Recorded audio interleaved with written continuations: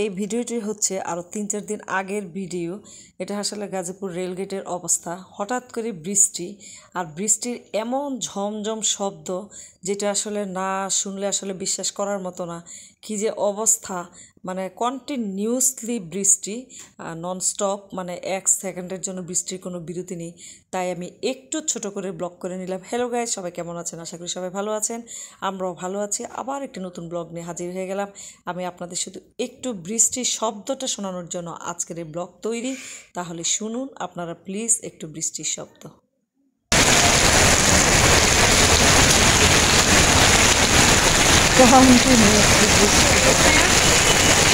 অবস্থা